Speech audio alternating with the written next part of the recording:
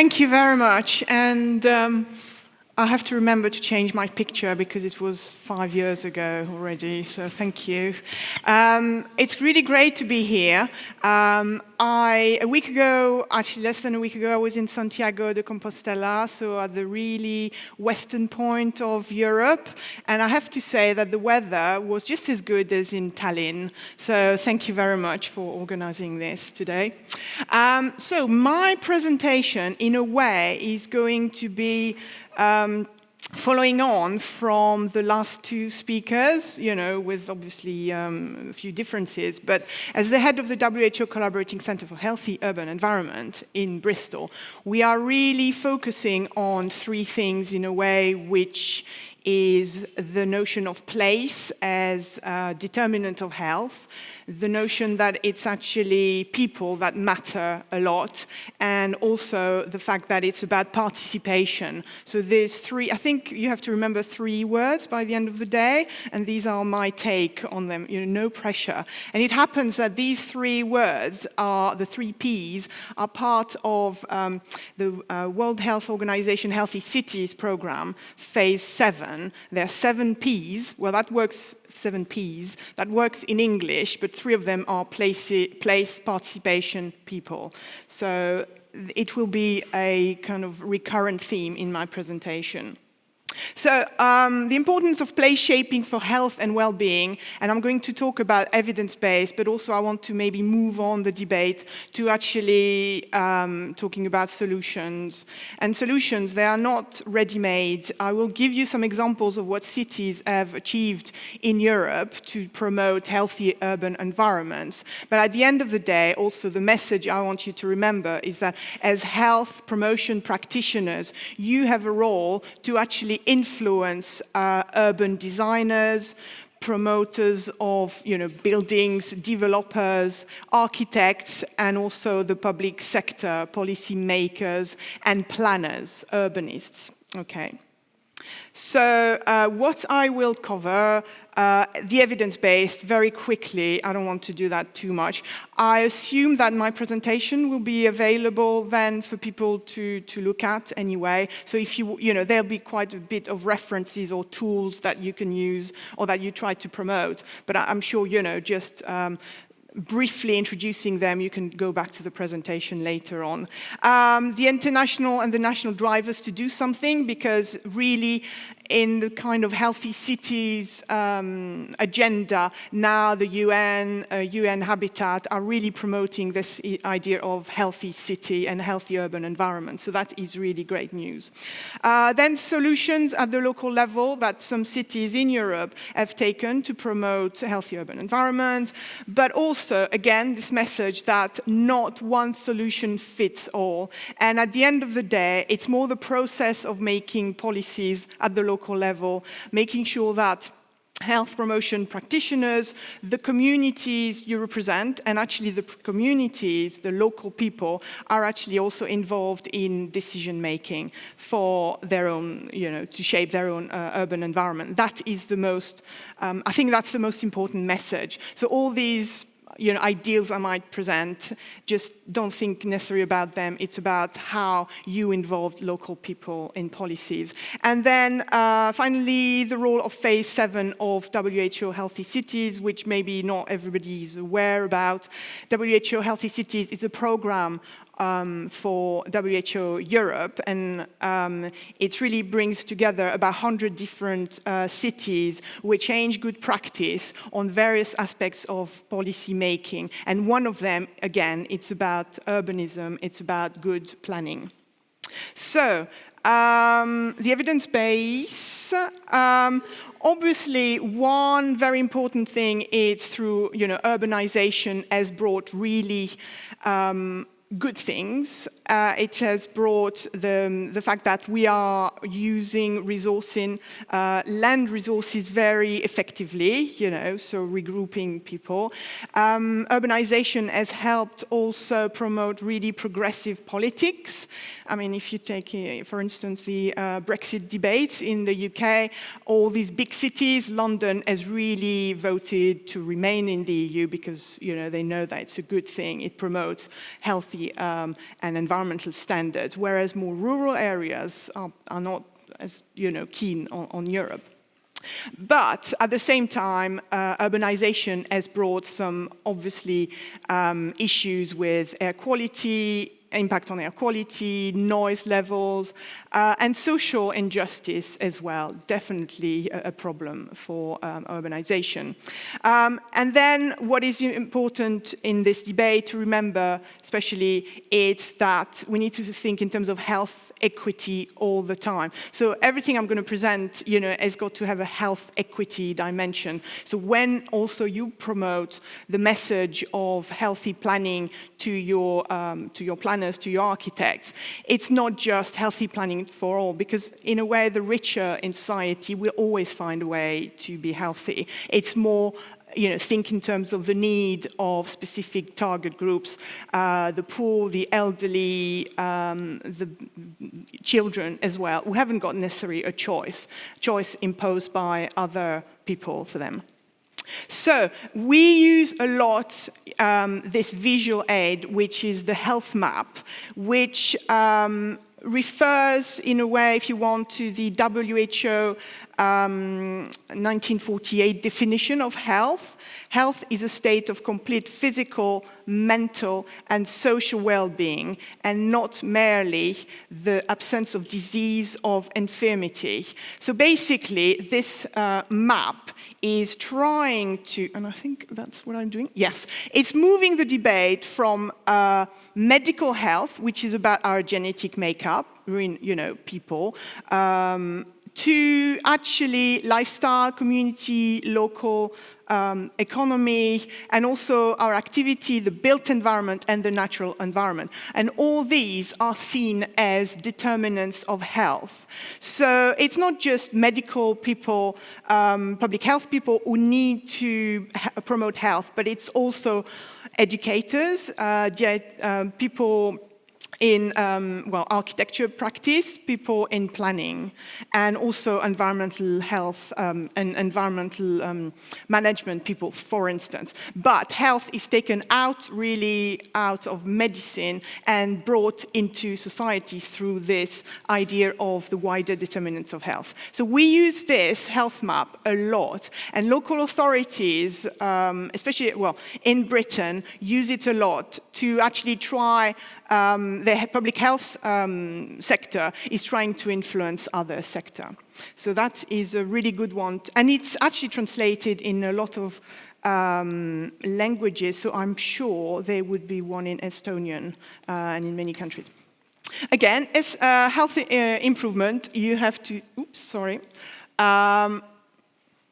so you see, again, we're trying to move away from medical health, but also bringing, healthy neighborhood. It's about keeping people healthy, improving people's health, and that is a way also a visual aid to actually tell planners, well, there's something you can do about it. But obviously, they can't do necessarily this without having the evidence base. So don't worry, it's very, lots of words here. I will cover some of this in the next slides. I just wanted to show you that it's this evidence kind of summary of systematic review of evidences coming from really international studies. And my colleagues at the University of West of England have carried out a systematic review of evidence. And there is 5 areas really in kind of shaping places, which come strongly with influencing people.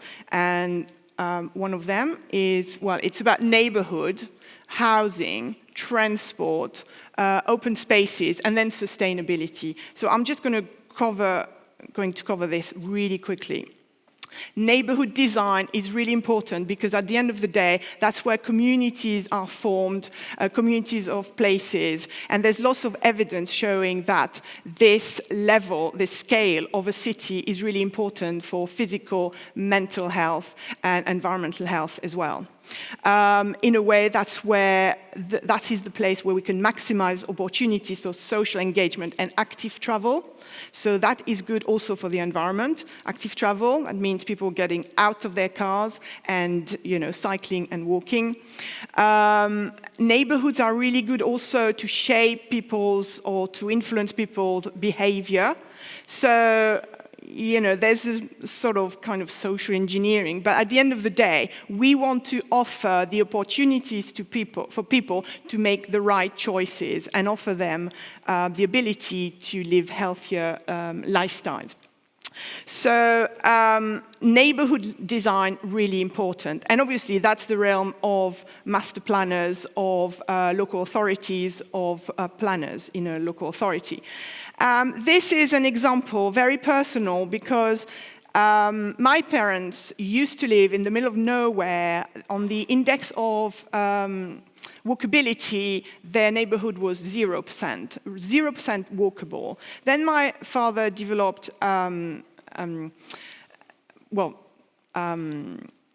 he had problems basically walking, that kind of thing, and my mother as well. So they moved to a street, a completely different street, where actually now you can see there's actually 31 different services, from actually medical to banking to butcher, etc. Okay, anything they want, they find within 200 yards of their house. Now they are in a neighborhood. They're living in a neighborhood which is now 100% walkable, and they are much more happy now because they're relieved of they don't need to use the car, and it's really great. So we have to think in terms of the elderly. So compact neighborhood, very important for health. We have to think in terms of neighborhood fit for all generations as well. So that was an example in Kuopio, but there's lots of other examples. That is quite good because you have actually, the children can play while actually they're overseen by the adults. So, and that was taken while we had a walkabout in Kuopio. There are lots of Kuopio is a healthy city, according to the WHO healthy city, and that was really a great thing to kind of have a look around. So walkability, again, and I'll talk about Kuopio's very important and ambitious transport strategy as well. Angers, another place in France, which is quite interesting. They've got a center square. You've got some green infrastructure. You can't see it much, but you've got a place where people can sit. There is the tram. There is retail. Then there's housing. So mixed community, really important to promote health, well-being, and the sense of community, basically. Saint-Nazaire as well, another interesting city. It rains a lot, I have to say. So, it's made for a rainy place, but you've got, it's also about the management of places, So it's about ability for people to walk, to cycle. There's interesting art, which is not art, but it's actually playground for children. Again, retail, housing on top, so child-friendly, adapted to a rainy season. So, so this is all about neighborhood design. This is Copenhagen, mixed development. Again, that shows you the importance of the neighborhood scale. Now, again, well, interestingly, that is very personal, because these are my parents. And that's their city, and you can see it's, there's bikes, there are people walking, there's lots of retail, there are people to stop, a cafe. Oh, there's unhealthy behavior here, smoking. But apart from that, it's all very great. What else? So neighborhood design, really important. Then if we come down to the housing is really important, and there's lots of evidence-based showing that actually what is important is the quality of houses and the availability of affordable houses, okay? So houses for the general public, and also houses for specific target groups, people who've got special needs as well. Again, really important. I don't want to go into too much detail, because I'm sure you know actually a lot of this already. Then, this is, for instance, what's happening in Bristol. It's through integration of really quality houses, which is really important, through partnership as well. And also that helps the planet, because actually this is zero carbon emission. You have to think of details as well. So it's all right to have houses, but if you haven't got any places to park your bikes, that's an important. I have to speed up because I thought I had 30 minutes and I see the 40 minutes, right, because it's going down very quickly. It looks like I've got only 4 minutes left and I've got quite a few slides to go through. Now, about housing, that is great. I think we need to make sure that we provide for the vulnerable groups, but we have to think in terms also the global city, and that's why I thought that would be useful to put the Shard, one of the iconic buildings in London. I visited a really interesting Royal Academy an exhibition about Renzo Piano building the Shard. And an idea that started on an A4 sheet of paper and that becomes really almost the symbol of a city. We have to think in terms of attracting the creative class as well, thinking about the economy, and the economy will have a social impact on people's lives as well, and the aesthetic of the place. So there's a place also, obviously, for iconic buildings. Now, food environment, really important, and the idea of place, the urban place for the food environment can have an impact on people's health and well-being. However, my colleagues found a bit less evidence on this. The fact that even if you have good food available in a neighborhood, does it mean that people will actually make the right choice?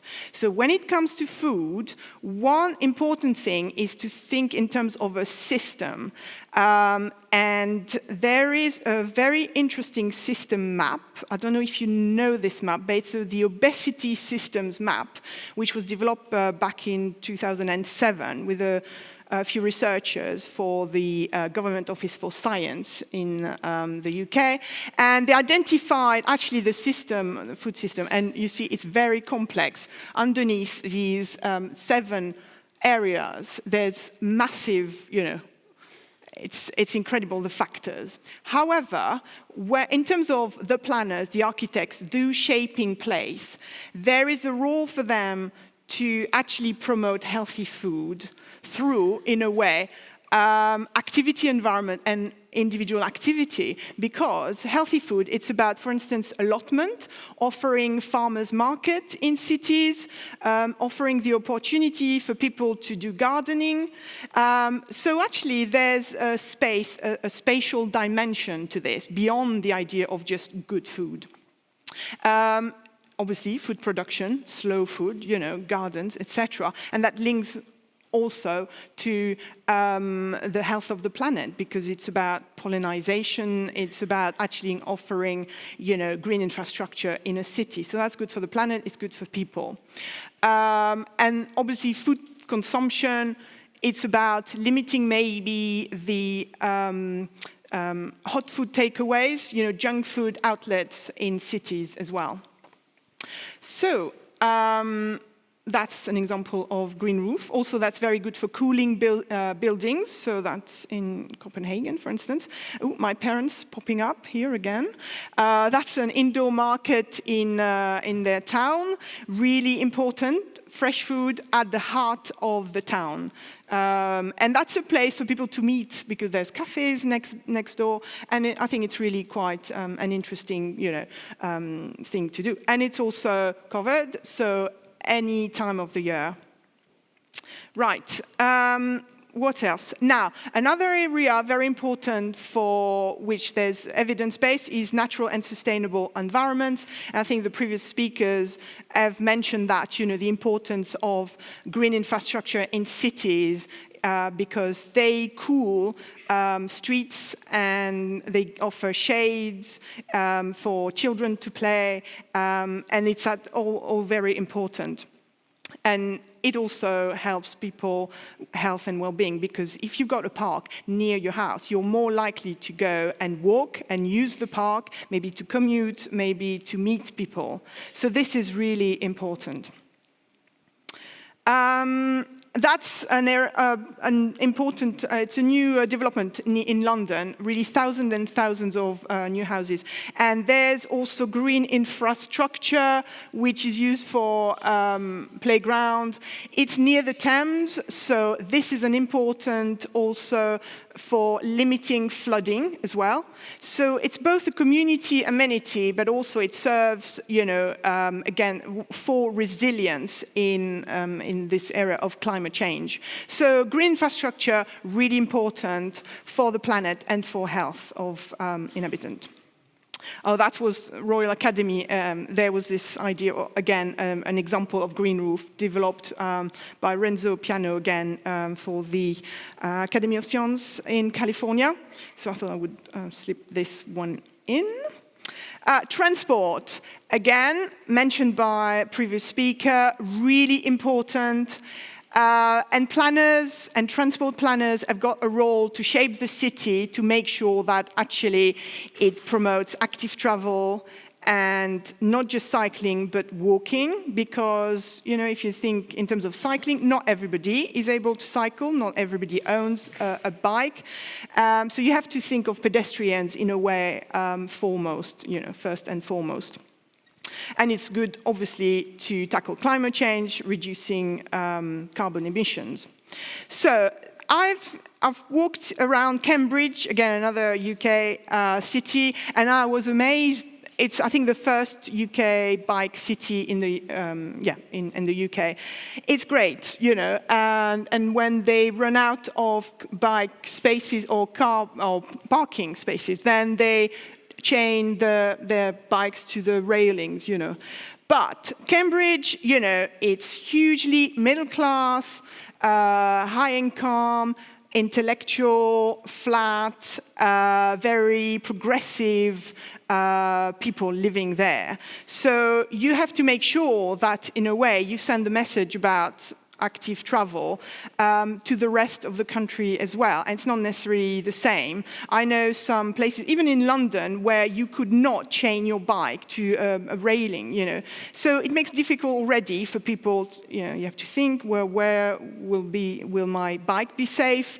In Cambridge, there's, no problem. But in other places, it's not so. So it's about the mentality as well, and changing people's mentality. Right, Bristol, just an example where, and there's lots of evidence showing that it is good to segregate bikes and cars. So segregated cycle lanes. I think there was a research done in Portland, Oregon, which is a really biking city par excellence, which showed that people were ready to travel longer on their bike if they had segregated cycle lanes. So really, one thing to think about. That was an example of active transport in one of the, what type you can do, in a WHO Healthy City conference. So they were talking about self-service bikes, bike school, walking buses, public transport, signposting, etc. So it's the kind of thing that WHO Healthy Cities bring about, shared experience amongst these 100 cities across Europe. Bologna Healthy City, you have two signposts. That's very important. It's not just the infrastructure for cycling, for instance, but it's the signposting that is important. Now, one important thing, it's all right, all I've told you about, but nothing could happen, all these, ideas cannot happen without urban design, without the policies, okay?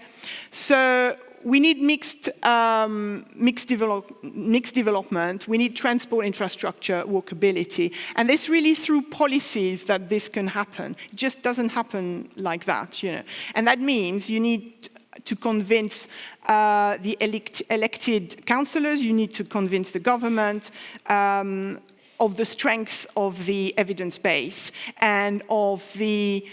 and you have to convince policymakers what's in it for them as well, because if you think in terms of the political system, elected elites, think, what's in it for me? The electoral cycle is, shorter than long-term infrastructure development in a city. So you always have to think in terms of what is the message for elected people? How can we convince them? So, I thought I would put this in. It was in Nantes. We need also to celebrate diversity in cities, make it, fun, creative. So I think that's good. I had this, I know it's not a very good picture, but Bologna, Healthy City, was interesting because it was a mixture of new and old. And again, it was really, a different atmosphere, and in a way you've got that in Tallinn with the old city and the new city. So you have to celebrate the diversity. Okay, so key drivers of change. Quickly, we've got obviously an elderly population, aging, really important, and obviously in Europe, 80% of the population will live in cities, so that's things to remember. We have to remember also the issues with the political tensions about immigration. So that's something to think about, even in the way we shape our cities, because we need to make sure that we integrate different groups, really, for creating social stability and social cohesion. There is a drive now to change, to do something. Again, I don't really want to go into much detail, but you've got the UN Sustainable Development Goals, and there is Goal 11, which is about make cities and human settlements inclusive, safe, resilient, and sustainable. So there's there's definitely the drive. We've got UN Habitat as well, about the urban agenda. And WHO Healthy Cities, Phase 7, also promoting place, people, participation.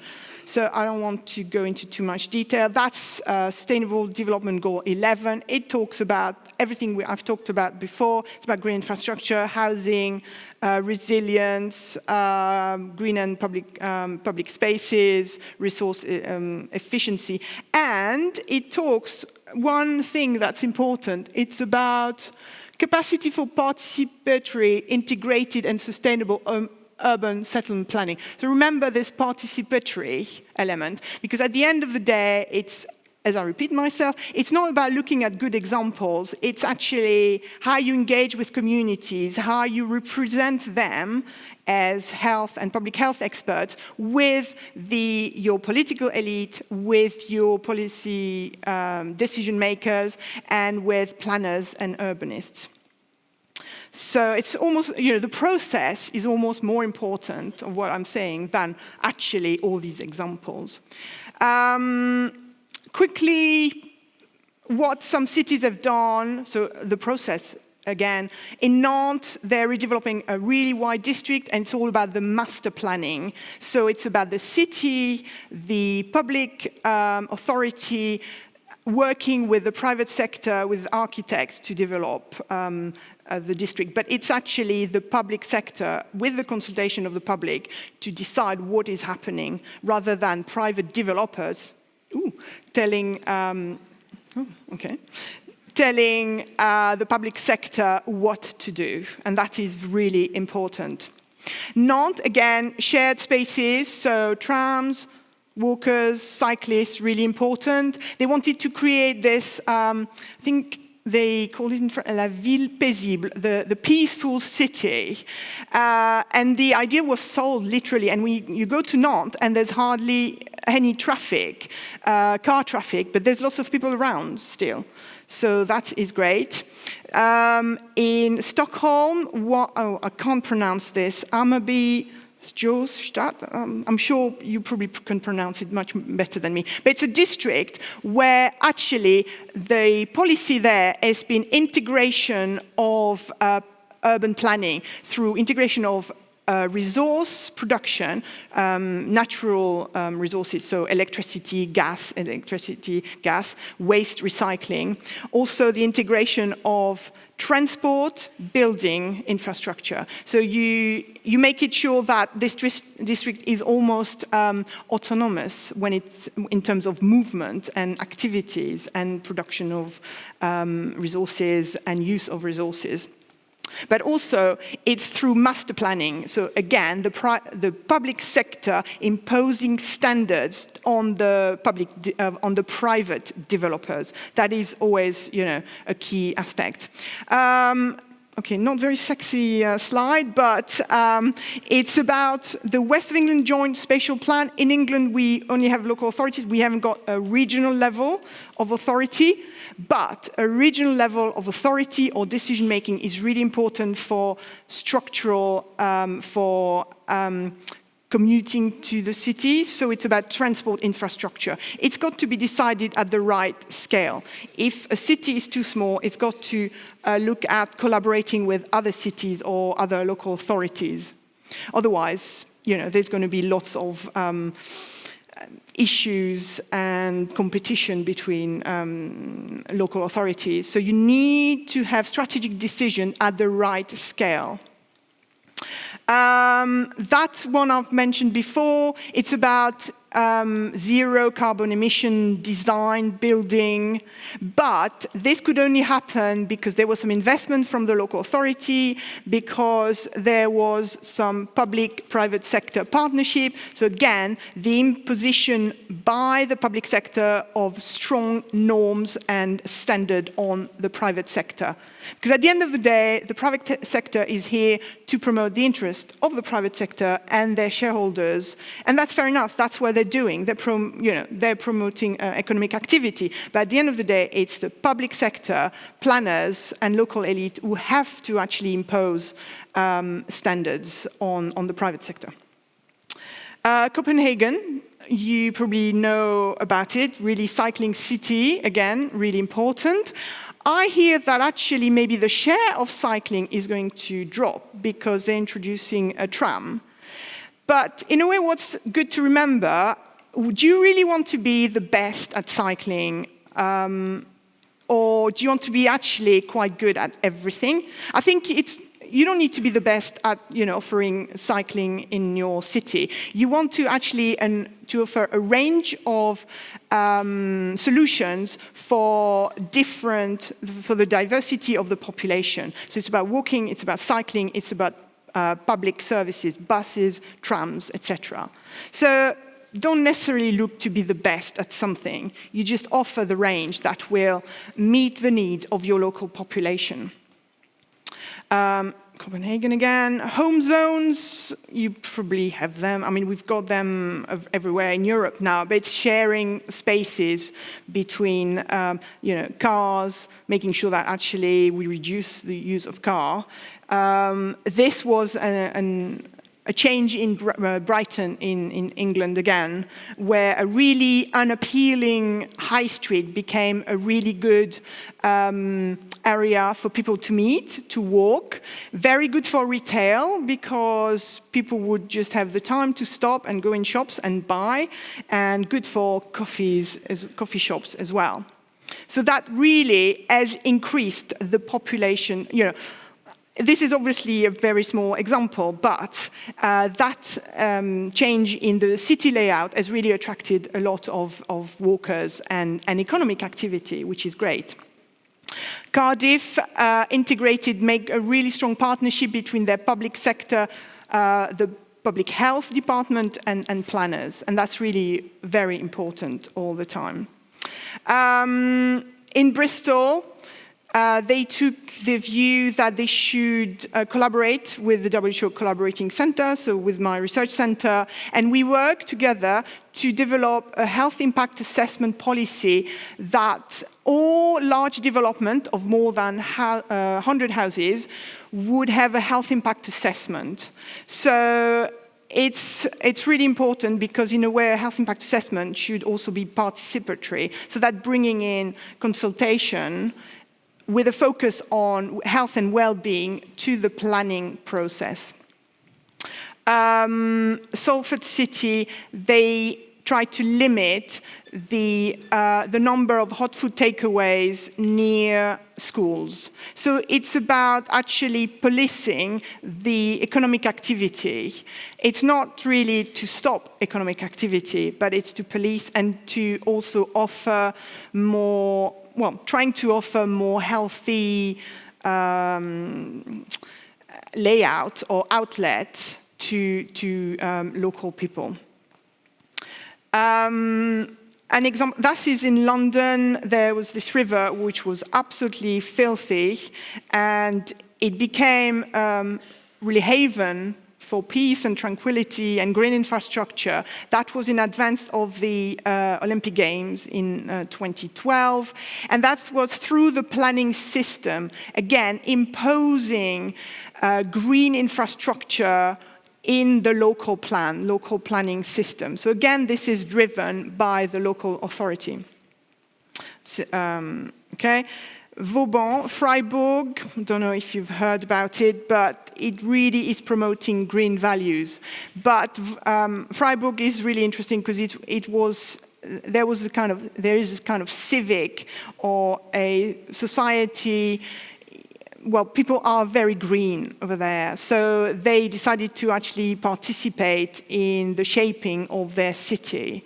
So that depends also on the civic leadership, that depends on the kind of cultural approach to policies and politics where you can make things different. What is important as well is not just layout of the city or where the roads are, but again, the policing, trying to make sure you've got 20 miles per hour, so the 30 kilometers per hour zones, really important. Kuopio, really interesting because they use their transport planning to actually create a really vibrant and healthy environment. What they've did along the years is basically the city center has become just pedestrianized. Then the outskirts has become mass public transport, so I'm not sure they've got tram, but it's buses and active travel, so promoting bikes. And then only the suburb is actually left to the car. And I think that's really, it's been starting, since the 1990s. So it's been a long process, but it's definitely, a key strategy to limit cars in a city and driven by the public sector. So we don't want this, really. I think it's a great, you definitely don't want this. So quickly, tools. What is important, and again, I whiz through this because I haven't got too much time, but it's something to come back on. How to integrate public health evidence into planning, urban planning practice. Well, it's about indicators and standards. So your local policy should have standards, for instance, standards that there should be a bus stop or a tram stop within 400 yards of houses, basically. And if you do this, as they've done in Freiburg, 80% of the population is covered by this, by trams, basically.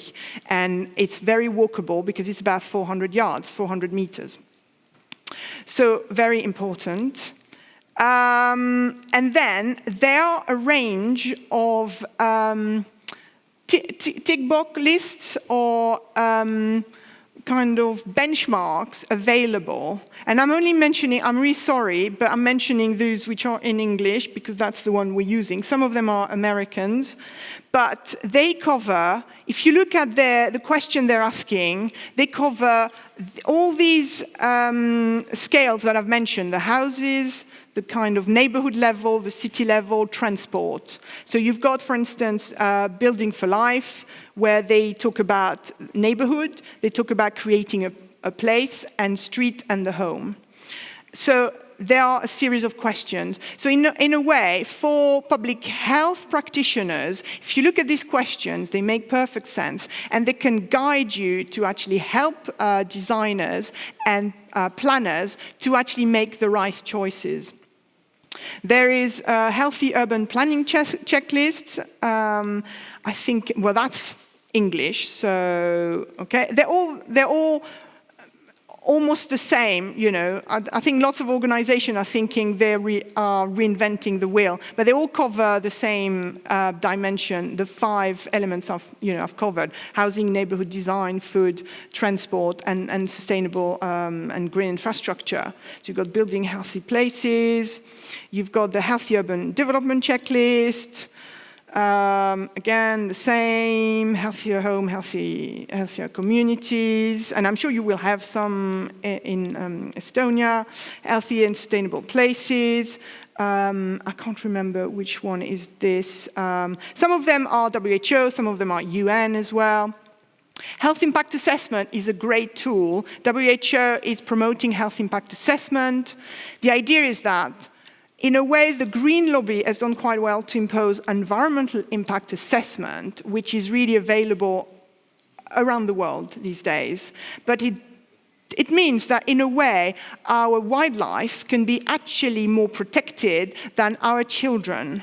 And somebody was making the point that actually in Britain, you've got bats, or newts, little animals, which are more protected than our children, because there's assessment on bats and newts, but not assessment on how our built environment can actually promote health of our children. So that is a good thing. Place standard.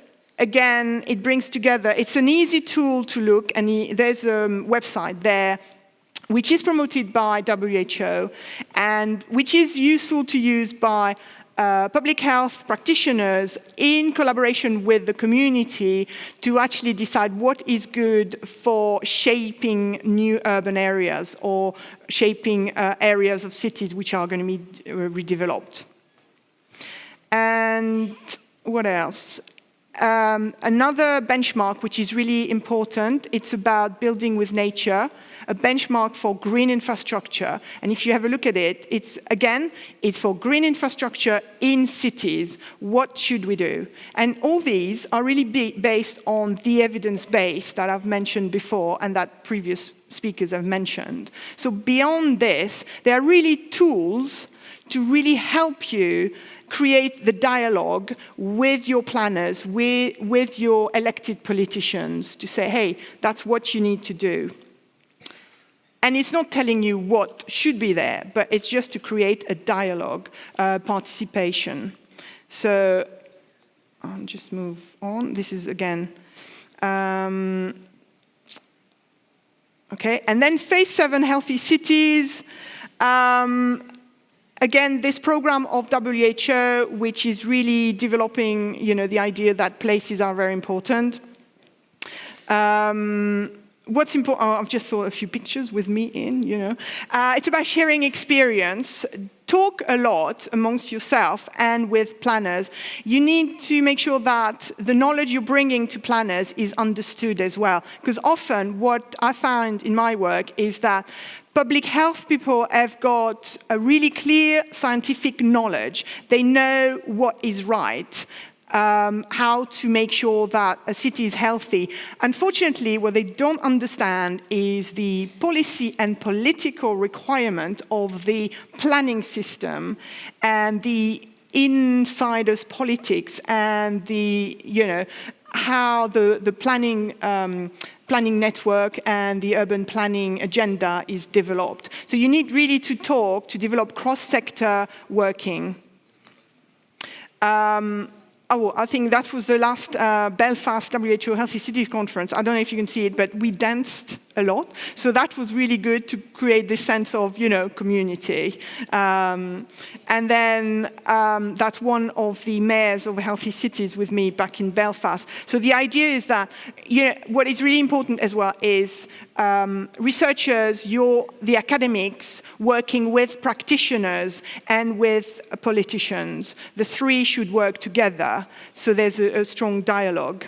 And then also listening to society. In a way, you are all the expert I'm an expert in my field, but we need to really listen to society, to lay people, to people who have different aspirations on life, and not thinking that we know what is best for people, but we have to empower people to give them a voice as well. And I think as public health practitioners and planners, that's really important. So that's it. I thought, you remember place, people, and participation especially. Thank you.